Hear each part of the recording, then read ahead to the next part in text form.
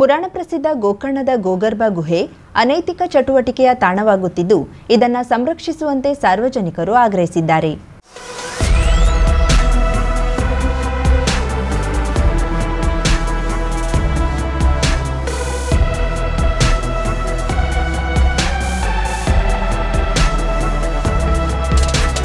ಗೋಕರ್ಣ ಮಹಾಗಣಪತಿ ಮಂದಿರದಿಂದ ಕುಡ್ಲೆ ಕಡಲ ತೀರಕ್ಕೆ ಸಾಗುವ ಮಾರ್ಗದ ಎಡಗಡೆಯ ಅರಣ್ಯ ಪ್ರದೇಶದ ಮಧ್ಯದಲ್ಲಿರುವ ಗುಹೆಯ ಒಳಗೆ ಕುಳಿತುಕೊಳ್ಳಲು ಅವಕಾಶವಿದೆ. ಇಲ್ಲಿ ಋಷಿಮುನಿಗಳು ತಪಸ್ಸು ಮಾಡಿದ ಜಾಗವಾಗಿದೆ.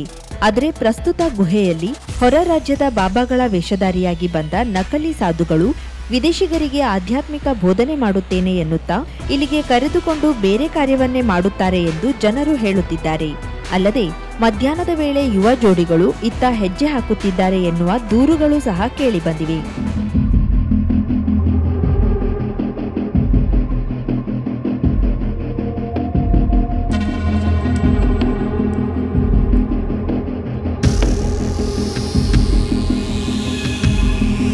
ಕಳೆದ ವರ್ಷ ವಿದೇಶಿ ಮಹಿಳೆಗೆ ಆಧ್ಯಾತ್ಮಿಕತೆ ಕುರಿತು ಮಾಹಿತಿ ನೀಡುವುದಾಗಿ ಹೇಳಿ ಮಹಾರಾಷ್ಟ್ರ ಮೂಲದ ನಕಲಿ ಬಾಬಾ ಸರಸದಲ್ಲಿ ತೊಡಗಿಸಲು ಯತ್ನಿಸಿದಾಗ ಅದೇ ಸಮಯದಲ್ಲಿ ಸ್ಥಳೀಯ ಕೆಲ ಯುವಕರು ನೋಡಿದ್ದು ತಕ್ಷಣ ಬಾಬಾನಿಗೆ ಗೂಸ ನೀಡಿ ಪೊಲೀಸರಿಗೆ ಒಪ್ಪಿಸಿದ್ರು. ಹೀಗೆ ಅನೇಕ ಘಟನೆಗಳು ನಡೆದ್ರೂ ಬೆಳಕಿಗೆ ಬರುವುದು ಒಂದೆರಡು ಮಾತ್ರವೇ.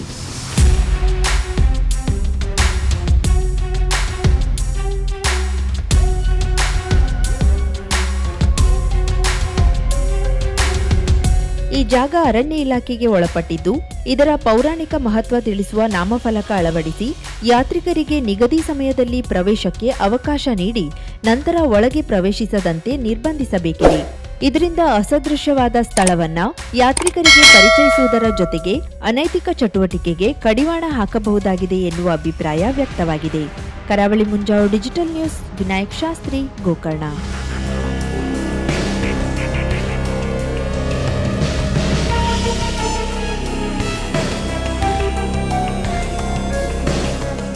ವಿದ್ಯಾರ್ಥಿಗಳಿಗೆ ಕಾಲೇಜು ಹಂತದಲ್ಲಿಯೇ ಸ್ಪರ್ಧಾತ್ಮಕ ಪರೀಕ್ಷೆಗಳಿಗೆ ಸಿದ್ಧತೆ ಮಾಡಿಕೊಳ್ಳಲು ಅನುಕೂಲವಾಗುವಂತೆ ಉತ್ತರ ಕನ್ನಡ ಜಿಲ್ಲೆಯ ಕಾರವಾರ, ಕುಮಟಾ ಹಾಗೂ ಶಿರಸಿ ತಾಲೂಕಿನಲ್ಲಿ ಸಮಾಜ ಕಲ್ಯಾಣ ಇಲಾಖೆಯಿಂದ ಬಿಸಿಎಂ ಹಾಸ್ಟೆಲ್ಗಳಲ್ಲಿ ಜಿಲ್ಲೆಯ ಮೊದಲ 24x7 ಸುಸಜ್ಜಿತ ಡಿಜಿಟಲ್ ಗ್ರಂಥಾಲಯ ತೆರೆಯಲಾಗಿದೆ.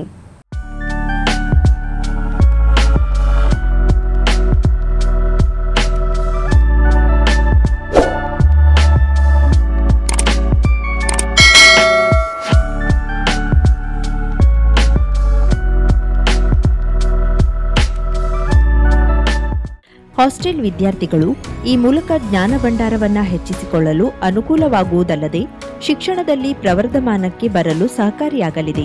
ಸರ್ಕಾರಿ ಹಾಸ್ಟೆಲ್ಗಳೆಂದರೆ ಅಲ್ಲಿ ಅವ್ಯವಸ್ಥೆಗಳ ವಿರುದ್ಧ ಆರೋಪವೇ ಹೆಚ್ಚಾಗಿ ವ್ಯಕ್ತವಾಗುತ್ತದೆ. ಆದರೆ ಉತ್ತರ ಕನ್ನಡ ಜಿಲ್ಲೆಯಲ್ಲಿ ಜಿಲ್ಲಾಡಳಿತ ಮಕ್ಕಳಿಗೆ ವಸತಿಯ ಜೊತೆಗೆ ಜ್ಞಾನಾರ್ಜನೆಯನ್ನು ಹೆಚ್ಚಿಸಿಕೊಡುವಂತೆ ತಾವು ಓದುತ್ತಿರುವ ಶಿಕ್ಷಣದೊಂದಿಗೆ ಉನ್ನತ ಶಿಕ್ಷಣಕ್ಕೆ ಹಾಗೂ ಸ್ಪರ್ಧಾತ್ಮಕ ಪರೀಕ್ಷೆಗಳಿಗೂ ಸಿದ್ಧತೆ ನಡೆಸಿಕೊಳ್ಳಲು ಅನುಕೂಲವಾಗುವಂತೆ ಹಾಸ್ಟೆಲ್ ವಿದ್ಯಾರ್ಥಿಗಳಿಗಾಗಿ ದಿನದ 24 ಗಂಟೆಯೂ ಸೌಲಭ್ಯದ ಡಿಜಿಟಲ್ ಗ್ರಂಥಾಲಯ ತೆರೆದಿದೆ. ಕಾರವಾರ ನಗರದ ಬಾಡಾದಲ್ಲಿರುವ ಸಮಾಜ ಕಲ್ಯಾಣ ಇಲಾಖೆಯ ಮೆಟ್ರಿಕ್ ನಂತರದ ವಸತಿ ನಿಲಯದಲ್ಲಿ ಸುಸಜ್ಜಿತ ಕಟ್ಟಡದಲ್ಲಿ ಏಕಕಾಲದಲ್ಲಿ 50 ವಿದ್ಯಾರ್ಥಿಗಳು ಆಸೀನರಾಗಲು ವ್ಯವಸ್ಥೆ ಕಲ್ಪಿಸಲಾಗಿದೆ. ಕಂಪ್ಯೂಟರ್, ಇಂಟರ್ನೆಟ್, ವೈಫೈ ಸೇವೆಯೊಂದಿಗೆ ಜಿಲ್ಲೆಯ ಹಾಸ್ಟೆಲ್ಗಳಲ್ಲಿ ಡಿಜಿಟಲ್ ಸ್ಪರ್ಶ ನೀಡಲು ಮುಂದಾಗಿರುವ ಸಮಾಜ ಕಲ್ಯಾಣ ಇಲಾಖೆ ಈಗಾಗಲೇ ಜಿಲ್ಲೆಯ 3 ತಾಲೂಕುಗಳಲ್ಲಿ ಡಿಜಿಟಲ್ ಗ್ರಂಥಾಲಯ ನಿರ್ಮಾಣ ಮಾಡಲಾಗುತ್ತಿದೆ. ಕಾರವಾರದಲ್ಲಿ ಭಾಗಶಃ ಮುಕ್ತಾಯವಾಗಿದ್ದು ಹಾಸ್ಟೆಲ್ ವಿದ್ಯಾರ್ಥಿಗಳು ಪ್ರತಿನಿತ್ಯ ಬಂದು ಡಿಜಿಟಲ್ ಗ್ರಂಥಾಲಯದ ಸೌಲಭ್ಯವನ್ನ ಸದುಪಯೋಗ ಮಾಡಿಕೊಳ್ಳುತ್ತಿದ್ದಾರೆ.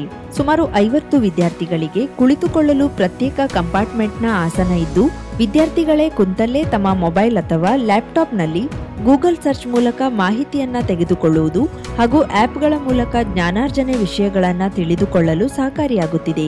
ಇದಕ್ಕೆ ಅನುಕೂಲವಾಗುವಂತೆ ನೂರಾರು ಪುಸ್ತಕ ಹಾಗೂ ಪುಸ್ತಕಗಳು ಲಭ್ಯವಿದೆ.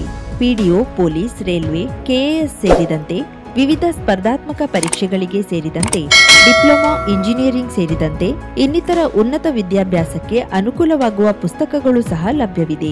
ಹಾಸ್ಟೆಲ್ನಲ್ಲಿ ಇದ್ದು ಶಿಕ್ಷಣ ಪಡೆಯುವ ವಿದ್ಯಾರ್ಥಿಗಳಿಗೆ ಇಷ್ಟೊಂದು ಬೆಲೆ ಬಾಳುವ ಪುಸ್ತಕಗಳನ್ನು ಖರೀದಿ ಮಾಡುವ ಸಾಮರ್ಥ್ಯ ಇರುವುದಿಲ್ಲ. ಅಂತಹ ವಿದ್ಯಾರ್ಥಿಗಳಿಗೂ ಈ ಡಿಜಿಟಲ್ ಗ್ರಂಥಾಲಯ ವರದಾನವಾಗಿದ್ದು ಮುಖ್ಯವಾಗಿ ಪದವಿ ವಿದ್ಯಾರ್ಥಿಗಳಿಗೆ ಸ್ಪರ್ಧಾತ್ಮಕ ಪರೀಕ್ಷೆ ಹಾಗೂ ಉನ್ನತ ಶಿಕ್ಷಣದ ಪೂರ್ವ ತಯಾರಿಗೂ ಸಹಕಾರಿಯಾಗಿದೆ. ದಿನದ 24 ಗಂಟೆಯೂ ಗ್ರಂಥಾಲಯ ತೆರೆದಿರುವುದರಿಂದ ಹಗಲಿನಲ್ಲಿ ಕಾಲೇಜು ಹೋಗುವ ವಿದ್ಯಾರ್ಥಿಗಳು ರಾತ್ರಿ ಗ್ರಂಥಾಲಯಕ್ಕೆ ಬಂದು ಜ್ಞಾನಾರ್ಜನೆಯಲ್ಲಿ ತೊಡಗಿಸಿಕೊಳ್ಳಲು ಸಹಕಾರಿಯಾಗಲಿದೆ. ಹಾಸ್ಟೆಲ್ ವಿದ್ಯಾರ್ಥಿಗಳಿಗೆ ಜ್ಞಾನದ ಹಸಿವು ನೀಗಿಸುವುದರೊಂದಿಗೆ ಅವರಿಗೂ ಸ್ಪರ್ಧಾತ್ಮಕ ಪರೀಕ್ಷೆಗೆ ಅಣಿಯಾಗಲು ಅವಕಾಶ ಮಾಡಿಕೊಡುವ ನಿಟ್ಟಿನಲ್ಲಿ ಉತ್ತರ ಕನ್ನಡ ಜಿಲ್ಲೆಯಲ್ಲಿ ಇದೇ ಮೊದಲ ಬಾರಿಗೆ ಈ ಡಿಜಿಟಲ್ ಗ್ರಂಥಾಲಯ ಪ್ರಾರಂಭಿಸಿದ್ದೇವೆ ಎಂದು ಸಮಾಜ ಕಲ್ಯಾಣ ಇಲಾಖೆಯ ಉಪನಿರ್ದೇಶಕ ಅಜ್ಜಪ್ಪ ಸೋಲಗದ ಹೇಳಿದರು.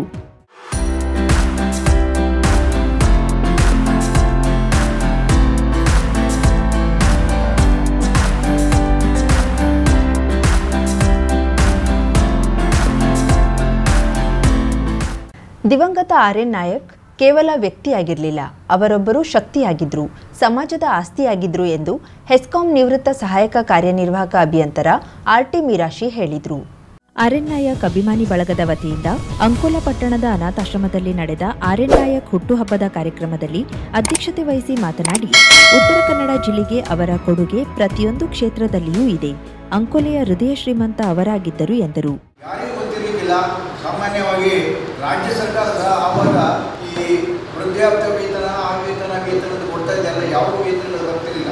ಯಾಕೆ ಕೇಳಿದ್ರೆ ನಮ್ಮನೆಗೆ ಒಬ್ಬ ಸಣ್ಣ ಅಂತ ಬರ್ತದೆ, ಸಣ್ಣ ಆಗಿದೆ ಅಂತೇಳಿ ವಯಸ್ಸಾಗಿತ್ತು, ಅವನಿಗೆ ಹೆಣ್ಣಿಲ್ಲ, ಮಕ್ಕಳಿಗೆ ಯಾರೂ ಇಲ್ಲ, ನಮ್ಮನ್ನು ಬಂದು ನಮ್ಮಲ್ಲಿ ಸ್ವಲ್ಪ ಊಟ ಗಿಟ ಮಾಡೋದಿಲ್ಲ. ರಾಜ್ಯನ ಇನ್ನು ಯಾರ ಕೇಳಿದ್ರು ಹೇಗಿದ್ದು ಆಗಿರುವ ಅಂತ ಹೇಳಿದ್ರು. ಏನು ಮಾಡ್ತಾನೆ, ಏನಿಲ್ಲ, ಅವನಿಗೆ ಕೂಡಲೇ ಒಂದು 100 ರೂಪಾಯಿ ಸ್ಯಾಂಕ್ಷನ್ ಮಾಡಿ ಪ್ರತಿ ತಿಂಗಳು ಬರೋ ಮಾಡಿ ಅಂತ ಅವನು ಏನೇನು ಮಾಡಿದಾನೆ ಅಂತ ಹೇಳಿದ್ರೆ ನಿಮಗೆ ಹೇಳಲಿಕ್ಕೆ ಸಾಧ್ಯ ಇಲ್ಲ.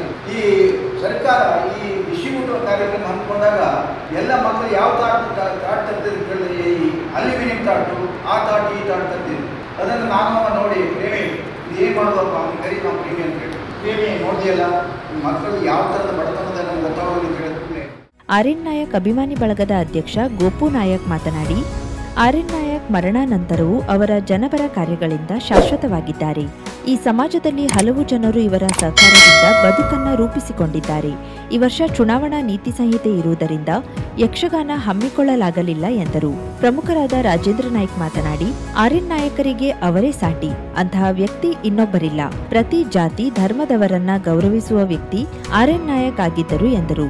ಬಾವಿಕೇರಿ ಗ್ರಾಮ ಪಂಚಾಯತ್ ಸದಸ್ಯ ಉದಯ್ ನಾಯಕ್, ಕನ್ನಡ ಸಾಹಿತ್ಯ ಪರಿಷತ್ತಿನ ಅಧ್ಯಕ್ಷ ಗೋಪಾಲಕೃಷ್ಣ ನಾಯಕ್, ನೋಟರಿಗಳ ಸಂಘದ ಅಧ್ಯಕ್ಷ ನಾಗಾನಂದ ಭಂಟ, ನ್ಯಾಯವಾದಿ ಉಮೇಶ್ ನಾಯ್ಕ್, ಪ್ರಮುಖ ಮಂಜೇಶ್ವರ್ ನಾಯಕ್, ವಾಸರ್ ಕುದ್ರಿಗೆ ಗ್ರಾಮ ಪಂಚಾಯತ್ ಅಧ್ಯಕ್ಷ ಪ್ರದೀಪ್ ನಾಯಕ್ ವೇದಿಕೆಯಲ್ಲಿ ಉಪಸ್ಥಿತರಿದ್ದರು. ಅಂಕೋಲ ಅನಾಥಾಶ್ರಮದಲ್ಲಿ ಹುಟ್ಟುಹಬ್ಬದ ನಿಮಿತ್ತ ಅನಾಥರಿಗೆ ಊಟ ನೀಡಲಾಯಿತು. ಆರ್.ಎನ್. ನಾಯಕ್ ಕುಟುಂಬದವರು, ಅಭಿಮಾನಿಗಳು, ಹಿತೈಷಿಗಳು ಉಪಸ್ಥಿತರಿದ್ದರು. ಉತ್ತರ ಕನ್ನಡ ಜಿಲ್ಲೆಯ ಯುವಕ ಯುವತಿಯರಿಗೆ ಸೈನ್ಯ, ಪೊಲೀಸ್, ಅಗ್ನಿವೀರ ಸೇರ್ಪಡೆಗೆ ಪೂರಕವಾಗಿ ತರಬೇತಿಗೆ ಬೇಸಿಗೆ ಶಿಬಿರವನ್ನು ಏಪ್ರಿಲ್ 7ರಿಂದ 13ರವರೆಗೆ ಅಂಕೋಲಾ ಆವರ್ಸಾದಲ್ಲಿ ಆಯೋಜಿಸಲಾಗಿದೆ ಎಂದು ನಿವೃತ್ತ ಪ್ಯಾರಾ ಕಮಾಂಡೋ ಫಿಸಿಕಲ್ ಟ್ರೇನರ್ ಹಾಗೂ ಭಾರತ ಅಕಾಡೆಮಿಯ ಕ್ಯಾಂಪ್ನ ಮುಖ್ಯಸ್ಥ ಸುಧೀರ್ ನಾಯ್ಕ್ ಹೇಳಿದರು. ಸೋಮವಾರದಂದು ಕಾರವಾರ ನಗರದ ಜಿಲ್ಲಾ ಪತ್ರಿಕಾ ಭವನದಲ್ಲಿ ನಡೆದ ಸುದ್ದಿಗೋಷ್ಠಿಯಲ್ಲಿ ಮಾತನಾಡುತ್ತಿದ್ದ ಅವರು, ನಾನು ಕಳೆದ 4 ವರ್ಷದಿಂದ ಬೆಳಗಾವಿಯಲ್ಲಿ ಭಾರತ ಅಕಾಡೆಮಿಯನ್ನ ಪ್ರಾರಂಭಿಸಿ 7 ವರ್ಷದಿಂದ 30 ವರ್ಷದವರೆಗಿನ ಯುವಕ ಯುವತಿಯರಿಗೆ ತರಬೇತಿಯನ್ನ ನೀಡುತ್ತಾ ಬಂದಿದ್ದೇನೆ. ನನ್ನ ತರಬೇತಿಯಿಂದ ಸುಮಾರು 38 ವಿದ್ಯಾರ್ಥಿಗಳು ವಿವಿಧ ಭದ್ರತಾ ವಿಭಾಗದಲ್ಲಿ ಕಾರ್ಯನಿರ್ವಹಿಸುತ್ತಿದ್ದಾರೆ ಎಂದರು. ಅದೇ ರೀತಿ ಉತ್ತರ ಕನ್ನಡ ಜಿಲ್ಲೆಯ ಯುವಕ ಯುವತಿಯರಿಗೆ ಅನುಕೂಲವಾಗುವ ಉದ್ದೇಶದಿಂದ ಏಪ್ರಿಲ್ 7ರಿಂದ 13ರವರೆಗೆ ಅಂಕೋಲ ತಾಲೂಕಿನ ಆವರ್ಸ ಕಾತ್ಯಾಯಿನಿ ಹೈಸ್ಕೂಲ್ ಮೈದಾನದಲ್ಲಿ ಆಯೋಜಿಸಿದ್ದೇನೆ. ತರಬೇತಿಗೆ ಬರುವವರಿಗೆ ಅವರ ಬಟ್ಟೆ, ಊಟೋಪಚಾರ, ಇತರೆ ವೆಚ್ಚಕ್ಕಾಗಿ 3,500 ರೂಪಾಯಿ ಶುಲ್ಕವನ್ನ ಇರಿಸಿದ್ದೇನೆ ಎಂದು ಹೇಳಿದರು. ಈ ಕ್ಯಾಂಪ್ನಲ್ಲಿ ಯುವಕ ಯುವತಿಯರ ಮನೋಸ್ಥೈರ್ಯ ಹೆಚ್ಚಿಸುವುದು, ದೈಹಿಕ ಫಿಟ್ನೆಸ್ಗಾಗಿ ಸಿದ್ಧಗೊಳಿಸುವುದು, ರನ್ನಿಂಗ್, ಸ್ವಿಮ್ಮಿಂಗ್, ಸಮಯ ನಿರ್ವಹಣೆ, ಪರೀಕ್ಷಾ ಪೂರ್ವ ತಯಾರಿ ಇತ್ಯಾದಿ ತರಬೇತಿಯನ್ನ ಈ ಕ್ಯಾಂಪ್ನಲ್ಲಿ ನೀಡಲಾಗುತ್ತದೆ. ಅಕಾಡೆಮಿಯ ಮುಖ್ಯ ಉದ್ದೇಶವೆಂದರೆ ಭದ್ರತಾ ಯೋಜನೆಗಳ ಘಟಕಗಳಿಗೆ ಅವರು ಆಯ್ಕೆಯಾಗುವ ನಿಟ್ಟಿನಲ್ಲಿ ಸಿದ್ಧಗೊಳಿಸುವುದಾಗಿದೆ. ಬೆಳಗಾವಿ ಜಿಲ್ಲೆಗೆ ಹೋಲಿಸಿದ್ದಲ್ಲಿ ಉತ್ತರ ಕನ್ನಡ ಜಿಲ್ಲೆಯ ಯುವಕ ಯುವತಿಯರಲ್ಲಿ ಈ ಬಗ್ಗೆ ಆಸಕ್ತಿ ಹೆಚ್ಚಬೇಕಿದೆ ಎಂದರು. ಹಿಂದೆ ನಾನು ಕಾರವಾರ, ಅಂಕೋಲಾ, ಶಿರಸಿಗಳಲ್ಲಿ ಕ್ಯಾಂಪ್ಗಳನ್ನ ಮಾಡಿದ್ದೆ. ಆದರೆ ಅಷ್ಟು ಪ್ರತಿಕ್ರಿಯೆಯೂ ನಮ್ಮವರಿಂದ ಬಂದಿರಲಿಲ್ಲ.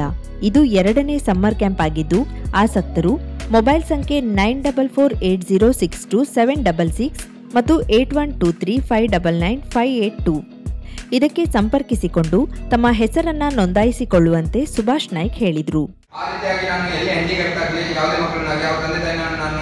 ಅವೇರ್ನೆಸ್ ಮಾಡ್ತಾ ಇದ್ದೀನಿ. ಅಂತ ಮಕ್ಕಳನ್ನು ನನ್ನ ಹತ್ರ ಬಿಡಿ ಅಂತ. ಯಾಕಂದ್ರೆ ಅಂತ ಮಕ್ಕಳನ್ನು ನಾನು ಕಿಟ್ಪಾಲಿದ ಮಕ್ಕಳ ಜೊತೆ ಆಕ್ಟಿವಿಟೀಸ್ ಮಾಡಿ 100% ಹೇಳಿದ್ರು 50-30% ಆದ್ರೆ ತನ್ನ ಜೀವನ ತಾನು ನಡ್ಸ್ಕೊಂಡು ಹೋಗ್ಬೇಕು. ಆ ರೀತಿಯಾಗಿ ಅವ್ರನ್ನ ತಯಾರು ಮಾಡ್ತಾ ಇದ್ದೀನಿ. ಎಲ್ಲೇ ಯಾವುದೇ ಮಕ್ಕಳು ಅಂತ ಮಕ್ಕಳಿಗೆ ನಾವು ಫ್ರೀ ಆಫ್ ಕಾಸ್ಟ್ ಆಗಿ ಟ್ರೈನಿಂಗ್ ಕೊಡ್ತದೆ ಅಂತ ಮಕ್ಕಳು. ಅದನ್ನು ನಮಗೆ ಖುಷಿ ಸಿಗ್ತದೆ. ಅಂತ ಮಕ್ಕಳನ್ನ ಟ್ರೈನಿಂಗ್ ಕೊಡೋದು ನನ್ನ ಮನಸ್ಸಿಗೆ ಒಂದು ತೃಪ್ತಿ ಸಿಗ್ತದೆ. ನಾನು ನಿಜ ಹೇಳ್ತೇನೆ, ನನ್ನ ತಂದೆ ತಾಯಿ ಕೂಡ ಅಷ್ಟು ಟೈಮ್ ಕೊಡ್ತಾರೆ. ಈ ಮಕ್ಕಳನ್ನ ನಾನು 3-4 ವರ್ಷ ಕೆಲಸ ಕೊಡ್ತೇನೆ. ಅದೇ ನನ್ನ ಜೀವನ ಆಗ್ಬಿಟ್ಟಿದೆ. ಈ ಕ್ಯಾಂಪ್ ಮೇನ್ 7 days ಕ್ಯಾಂಪ್ ಮಾಡಿದ್ದೀನಿ ಈ ಸಾರಿ. ಇದರಲ್ಲಿ ಟೋಟಲಿ ಒಂದು 85 ಜನ ಬಂದಿದ್ರು. ಪತ್ರಿಕಾಗೋಷ್ಠಿಯಲ್ಲಿ ಶ್ರೀಕಾಂತ್ ನಾಯ್ಕ್, ಮನೋಜ್ ಗೋಳಂಬ್ಕರ್, ವಿನಾಯಕ್ ನಾಯ್ಕ್, ಪರೇಶ್ ಆಚಾರಿ, ಚಂದ್ರಿಕಾ ಗೌಡ ಇತರರು ಹಾಜರಿದ್ದರು. ಶುಭಾರಂಭಗೊಂಡಿದೆ ಹೊನ್ನಾವರದಲ್ಲಿ ನೂತನ ಜವಳಿ ಮಳಿಗೆ. Shri Mallikarjuna silks, bank road, Honnavar.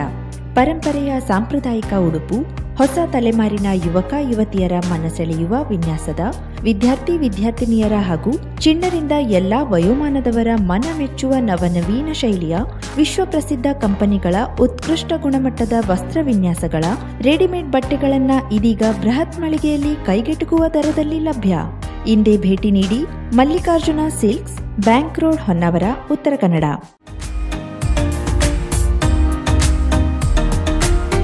Milan enterprises ಬೃಹತ್ ಎಲೆಕ್ಟ್ರಾನಿಕ್ ಹಾಗೂ ಫರ್ನಿಚರ್ ಮಳಿಗೆ. ಉತ್ತರ ಕನ್ನಡ ಜಿಲ್ಲೆಯಲ್ಲೇ ಅತಿ ಹೆಚ್ಚು ಮಳಿಗೆಗಳನ್ನು ಹೊಂದಿರುವ, ಅತಿ ಹೆಚ್ಚು ಸಂತೃಪ್ತ ಗ್ರಾಹಕರನ್ನ ಹೊಂದಿರುವ ಮೂಲಕ ಹೆಗ್ಗಳಿಕೆಗೆ ಪಾತ್ರವಾಗಿರುವ ಏಕೈಕ ಸಂಸ್ಥೆ ಮಿಲನ್ ಎಂಟರ್ಪ್ರೈಸಸ್. ನಮ್ಮ ಮಳಿಗೆಗಳಲ್ಲಿ ಪ್ರಸಿದ್ಧ ಕಂಪನಿಗಳ electronic refrigerator, washing machine, LED TV, ಎಸಿಗಳು ಲಭ್ಯ. ಭಾರತದ ಕರಾವಳಿ ಹವಾಮಾನಕ್ಕೆ ಹೊಂದಿಕೊಳ್ಳುವ ನಂಬರ್ 1 ಬ್ರ್ಯಾಂಡ್ ಆದ ಗೋದ್ರೇಜ್ ಕಂಪನಿಯ ಕಪಾಟು, ಆಫೀಸ್ ಟೇಬಲ್, ಆಫೀಸ್ ಚೇರ್, ಬ್ಯಾಂಕ್ಗಳಿಗೆ ಹಾಗೂ ಚಿನ್ನದ ಅಂಗಡಿಗಳಿಗೆ ಬೇಕಾಗುವ ಸೇಫ್ ಲಾಕರ್ಗಳು ಅತಿ ಕಡಿಮೆ ಬೆಲೆಯಲ್ಲಿ ಲಭ್ಯವಿದೆ. Teak wood sofa set, wooden dining table ಹಾಗೂ ಗ್ರಾಹಕರಿಗೆ ಬೇಕಾಗುವ ಅಳತೆಯಲ್ಲಿ ನಿಮ್ಮ ಮನೆಗೆ ಹೊಂದಿಕೊಳ್ಳುವ ಹಾಗೆ ಫರ್ನಿಚರ್ ಗಳನ್ನ ಮಾಡಿಕೊಡಲಾಗುವುದು. ಕಸ್ಟಮೈಸ್ಡ್ ಕಿಚನ್, ವಾರ್ಡ್ರೋಬ್ ಗಳನ್ನ ಅತಿ ಹೆಚ್ಚು ವರ್ಷಗಳ ಕಾಲ ಬಾಳಿಕೆ ಬರುವ ಹಾಗೆ ವಾರಂಟಿಯೊಂದಿಗೆ ಮಾಡಿಕೊಡಲಾಗುವುದು. ನಮ್ಮಲ್ಲಿ ಡ್ಯೂರಾಫ್ಲೆಕ್ಸ್, ಗೋದ್ರೇಜ್ ಕಂಪನಿಯ memory foam mattress, orthopaedic mattress, spring ಮ್ಯಾಟ್ರೆಸ್ಗಳು ಕಡಿಮೆ ಬೆಲೆಯಲ್ಲಿ ಲಭ್ಯ. ವಿವಿಧ ಕಂಪನಿಗಳ ನವೀನ ಮಾದರಿಯ ಮಿಕ್ಸರ್, ಗ್ರೈಂಡರ್, ಫ್ಯಾನ್, ಕುಕ್ಕರ್, ತವಾ, ಫ್ಲಾಸ್ಕ್, ಮೈಕ್ರೋ ಓವೆನ್ಗಳು ಲಭ್ಯವಿದೆ. 0% ಬಡ್ಡಿಯೊಂದಿಗೆ ಸ್ಥಳದಲ್ಲಿಯೇ ಬಜಾಜ್ ಫೈನಾನ್ಸ್ ನಿಂದ ಸಾಲ ಸೌಲಭ್ಯವಿದೆ.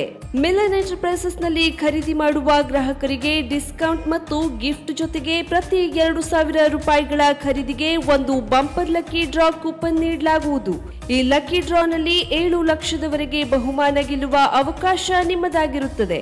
ಲಕ್ಕಿ ಡ್ರಾದಲ್ಲಿ 1 ಕಾರ್, 2 ಬೈಕ್ ಮತ್ತು ರೆಫ್ರಿಜರೇಟರ್, ವಾಷಿಂಗ್ ಮಷೀನ್ ಸೇರಿದಂತೆ 30 ಲಕ್ಕಿ ಗ್ರಾಹಕರಿಗೆ ಬಹುಮಾನ ಗೆಲ್ಲುವ ಅವಕಾಶ. ಗ್ರಾಹಕರ ಸಂತೃಪ್ತಿಗೆ ನಮ್ಮ ಮೊದಲ ಆದ್ಯತೆ ಎನ್ನುವುದು ಮಿಲನ್ ಎಂಟರ್ಪ್ರೈಸಸ್ನ ವಾಕ್ಯ. ಉತ್ತರ ಕನ್ನಡ ಜಿಲ್ಲೆಯ ನಮ್ಮ ಶೋರೂಮ್ಗಳಾದ ಮುಲ್ಲಾ ಸ್ಟಾಪ್ ಹತ್ತಿರ Kodibag road, Kajubag, Karwar. Agriculture office ಎದುರುಗಡೆ ಮಾಸ್ತಿಕಟ್ಟೆ ರೋಡ್, ಹೊನ್ನಾವರ. ಸೀಮಾ ಕಾಂಪ್ಲೆಕ್ಸ್ ಹತ್ತಿರ Moni Basti main road, Bhatkal. Indian Bank ಎದುರು CP Bazar road, Sirsi. JS building, JN road, Dandeli.